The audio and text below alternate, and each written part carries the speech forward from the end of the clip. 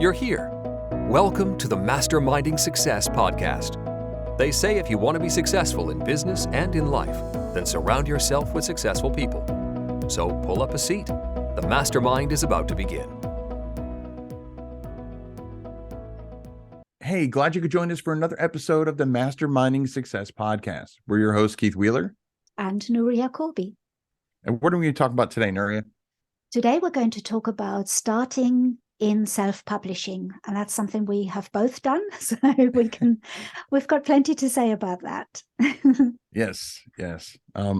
I first started in self-publishing back in 2016. Seems like forever ago. I actually wrote my first book probably 20 years prior, and just never got it published. I tried to do the whole traditional route, and eventually I stumbled upon these videos talking about self-publishing. And so I was like, I can try that. I was only publishing it for my daughter. I wrote the book for my oldest daughter. And so I just wanted something physical in her hand that she could have.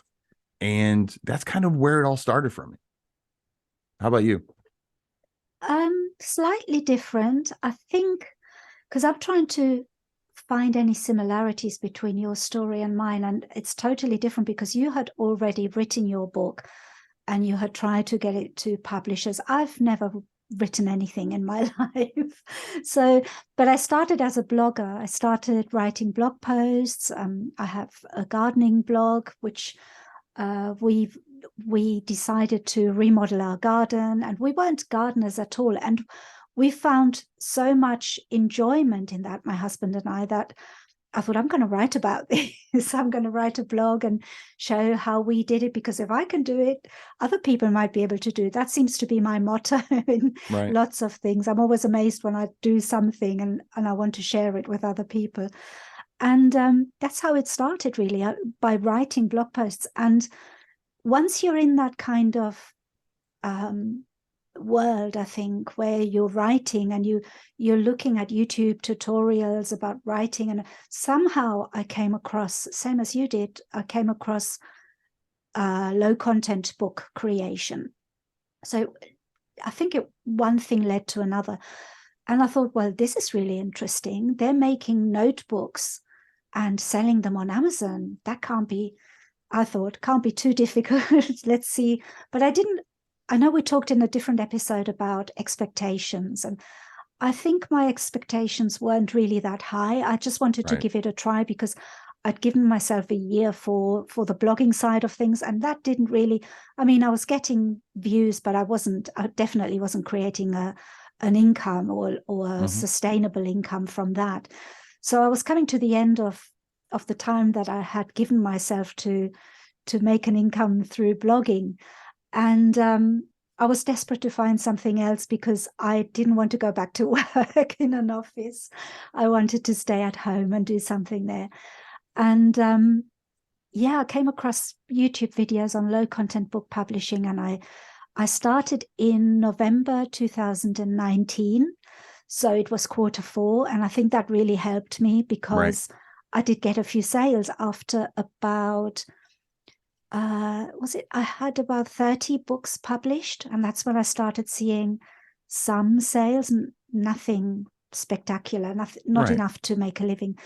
But when you make $5 or a small amount, as soon as you make that small amount, you think, well, if I can make 5, I can make 10. And if I can make 10, I can make 20.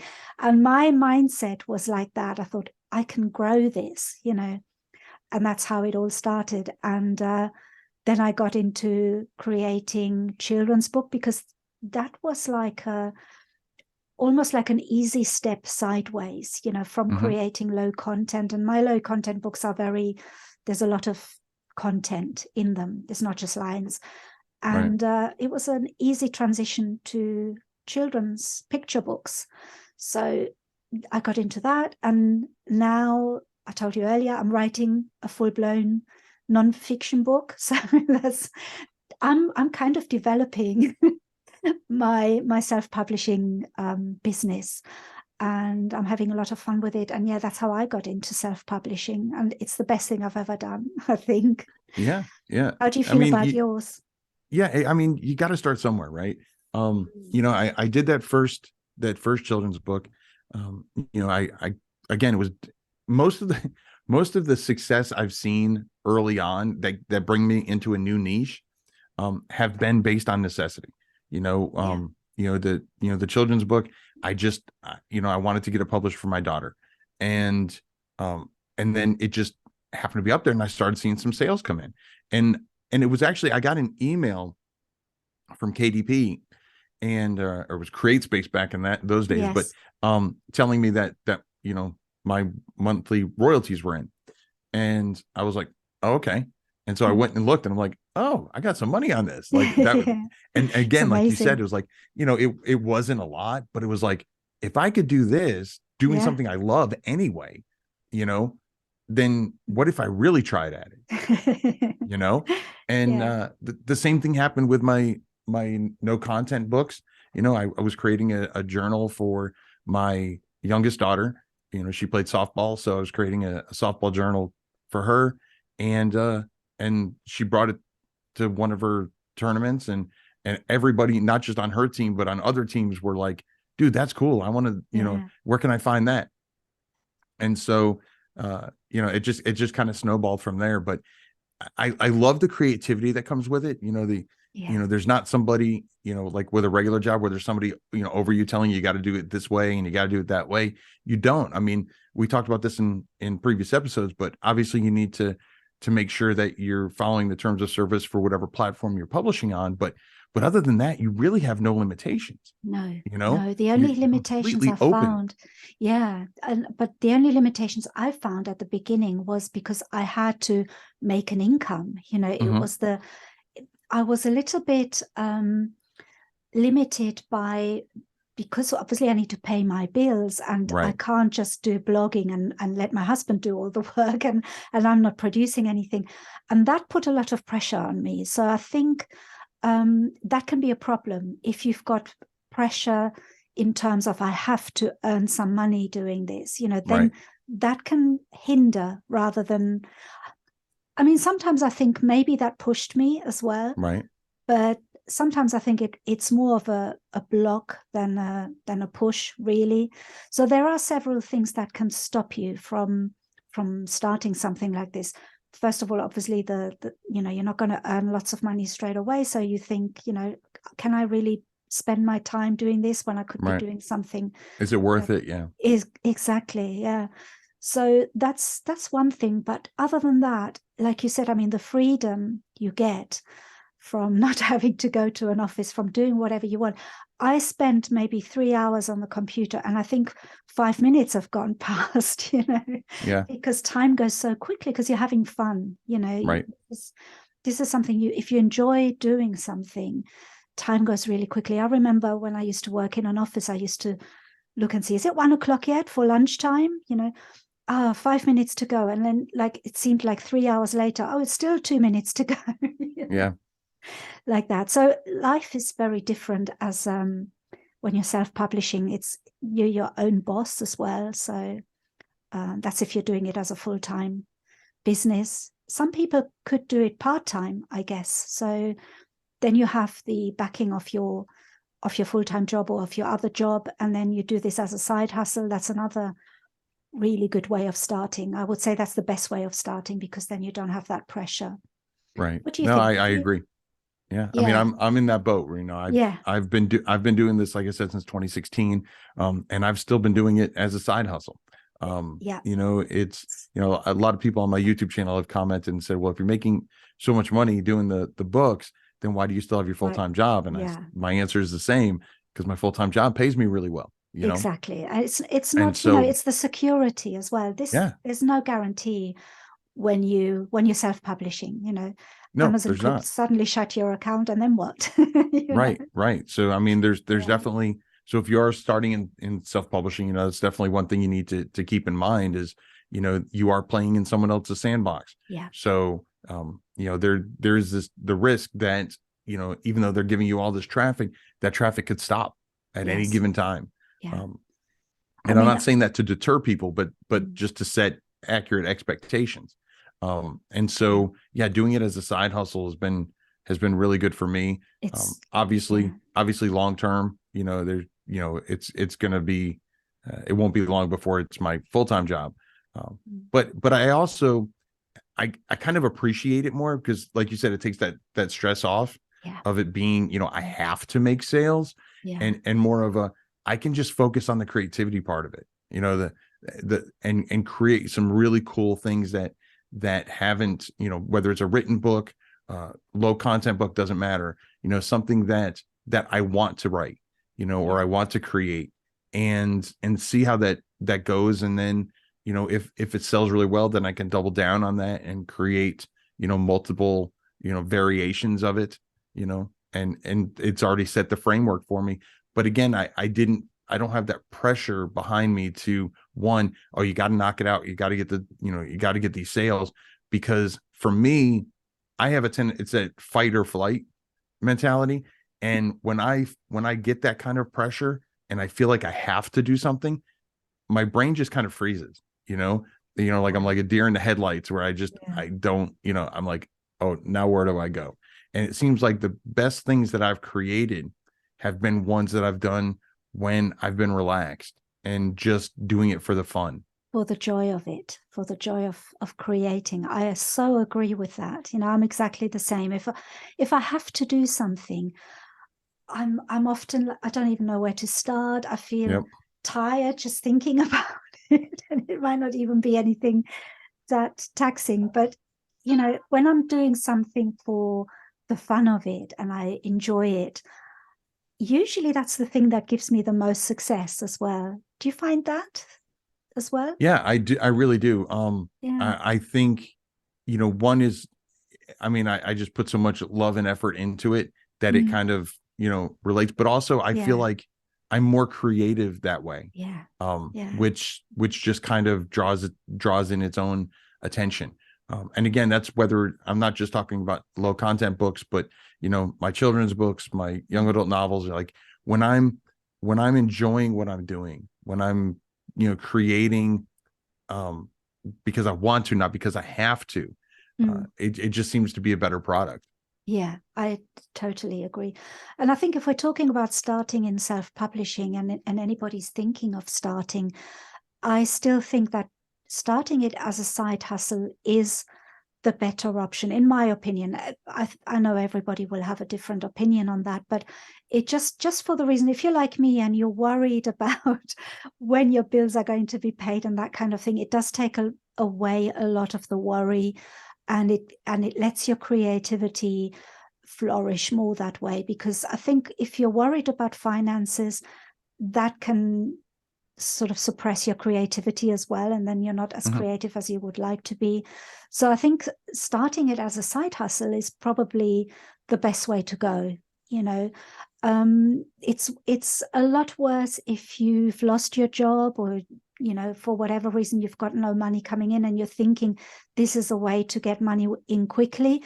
That is not the case, unfortunately. Right. And there are success stories that do sound like the money came in quickly, but I think those success stories never talk about the years that went on before of gaining the experience. And there are no overnight successes, really. It's a result of time and effort. So yeah, for that reason, I would say starting part-time or starting it as a side hustle is the best way to go, the best way to start. But it's worth trying anything. Yeah. So yeah, I think another thing that people should keep in mind if they're deciding to start in self-publishing is be okay with not being perfect. Better is better than perfect. I've said that numerous episodes, but so many times I've seen people that have been writing the same book for years. Yes. And I'm not saying to put out hot garbage, but what I'm saying is the extra time you're putting into it is making it 1% better. Is it worth it? You know what I mean? Absolutely. There's if you've already you know, if you're writing a book and you've already done it and you've had it edited and you've got the book cover and everything else, what are you waiting for? You know, you're reading it over, you know, a 10th time isn't really going to make that many changes, because even if there are errors in there, you're already blind to it. So chances are not going to see it anyway. I mean, that's the reason why we get outside editors, right? You know, and that's whether you do children's books, you know, full on novels, or no content, low content books, you know, put in the quality that it deserves, and then just trust the process and put it out there, and know that when you're first starting out, you're going to get better, you know. Definitely. And unless you start rushing things, very few times are you going to get worse, you know. You know, you have to get that first one out there, see how it does, so you can learn from that, learn from the process, and learn from the results that you get in sales, and decide, okay, what's my next step? You know, I'm going to create a similar book, or am I going to create something completely different? You know, am I going to, you know, instead of, you know, making my own cover, am I going to hire out, you know, somebody on Fiverr or whatever? Like, these are all things that you learn, but you really can only learn from doing. Exactly. That is so important. I mean, and I get so many people that say to me, well, yeah, I've been doing it for about a year, but I actually haven't published anything yet.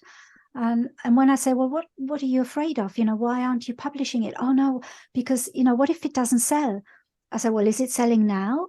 Well, no, I haven't published it yet. I said, well, then the thing you're afraid of is happening right now. And the only way it's you're going to make it go away is by publishing your book, you know, and finding out.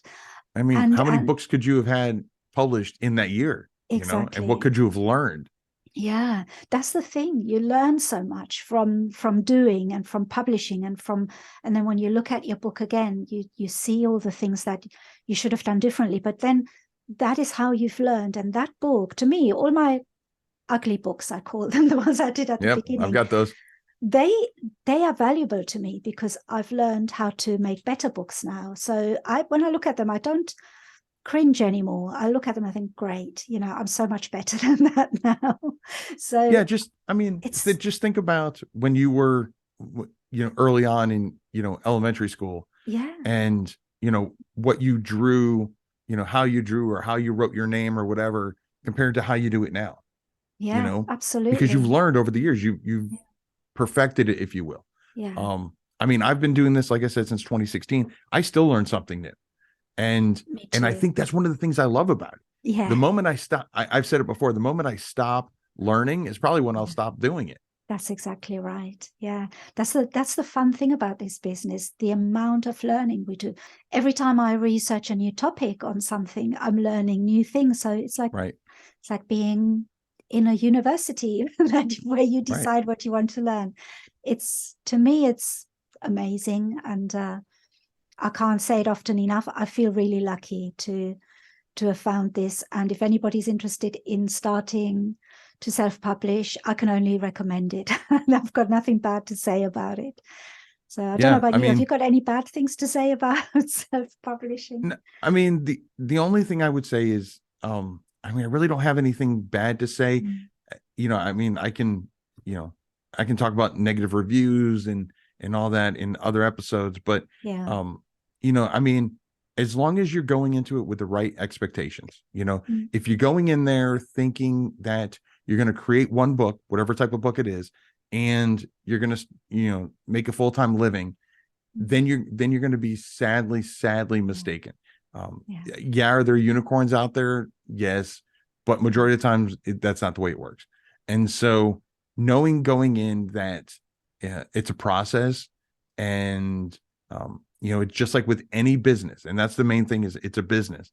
Within, you know, any business, and whether you want to do it full time or you just want to publish one and be done, you know, just to say you're a published author or a published creator, you know, as long as you have the right mindset going in, I can't think of anything negative to say about it. I mean, I've had ups and I've had downs, but I wouldn't trade the downs for anything. No, I agree. I mean, yes, of course there are negatives as in anything, Hmm. but if you're going to have negatives in anything, then you might as well have it in what we're doing in self-publishing. I think, for me, it's definitely been the best job I've ever had in terms of enjoyment. And I think you do have to be a creative person. I think that really helps.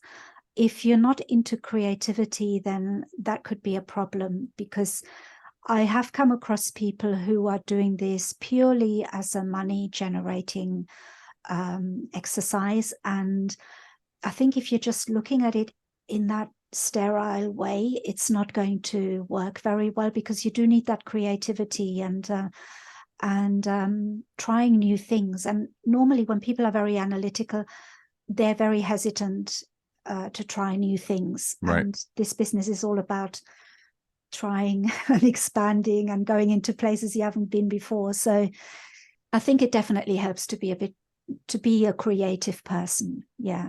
I agree. Now, I will say, just to add on to that just a bit, it's possible if you're not a creative person and you want to do this as a business. Yeah. It's still possible. Absolutely. But you're going to be spending a lot more money, because you're going to have to hire those creative outsource. people. Exactly. Yeah, you're going to have to outsource that creativity somewhere else. Yeah. But I mean, I've seen people who have zero creativity, and they're just like, this is a business. I see a business opportunity and I'm going to take it.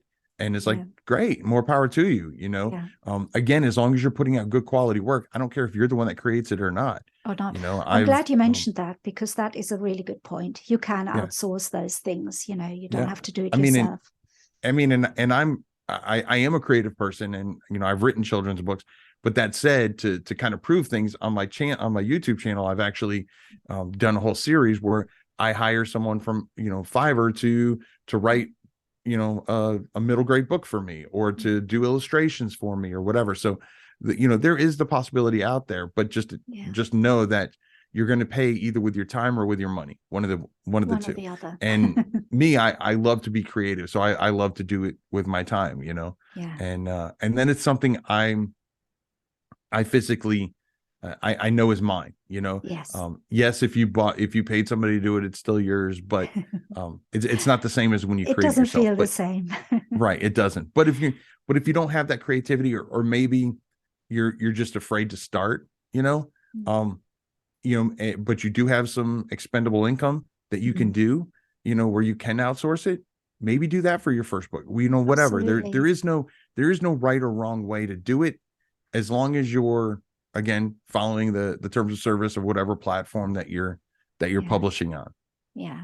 And I'm just talking about an artistic creativity, right? Because even if you're very analytical and you're starting a business, that is being creative. You're still running any kind of business is being creative, maybe not in an artistic way, more in a practical way, but it's still something that you have to enjoy. Otherwise, it's hard, It is. Absolutely. Well, this has been another great mastermind, Nuria. Once again, a huge thank you to all our listeners and viewers who came to tag along. If you enjoyed today's mastermind, please consider following or subscribing to the podcast, and maybe even leave us a review and let us know what you thought. It'd mean the world to us. Until next time, I'm Keith Wheeler. And I'm Nuria Corby. Have a good one. Bye-bye. Thanks for joining the Mastermind today. Be sure to follow the podcast on your platform of choice and tell a friend who would enjoy it too. Your support is greatly appreciated. This has been the Masterminding Success Podcast.